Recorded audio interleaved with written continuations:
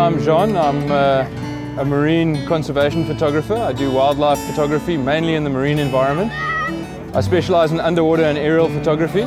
We're here at Hart Bay today. As you can see, it's fairly busy, and we're going to go around the corner to Dacre Island and photograph the Cape fur seal colony there.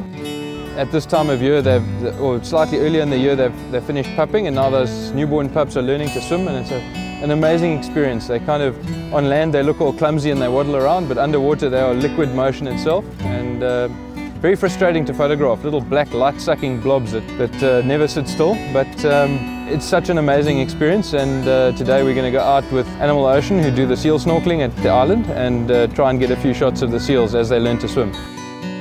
Cape Town's my home. It's probably one of the best places in the world for underwater photography in terms of the amount of life we have. Just the sheer variety and diversity of marine wildlife, so it's a fantastic place to live and to work.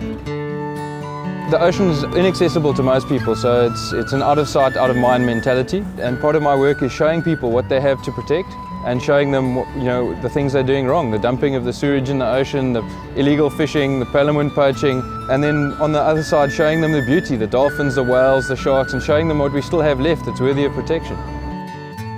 So I started diving in 1989, and over many, many years of diving, I constantly would come out of the water and get asked, so what do you see down there? And very difficult to explain to people how beautiful or how amazing it can be down there. And as a result, I started taking a camera down and coming back and trying to show people what I saw, and it developed from there.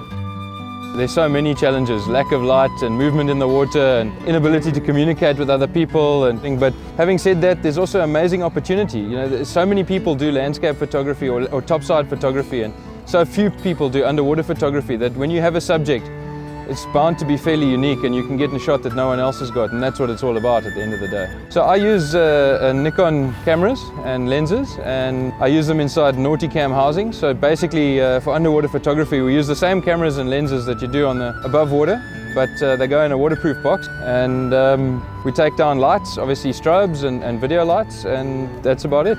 Don't spend a huge amounts of money on a fancy camera, but spend your money on getting out there, get more time in the field, find something you're passionate about, find something you know really well, and photograph that. All the best photos come from the subjects that you're really familiar with, where you can anticipate the behavior, where you've got an inside story, an inside track, and you know what's going to happen, and you can tell that story.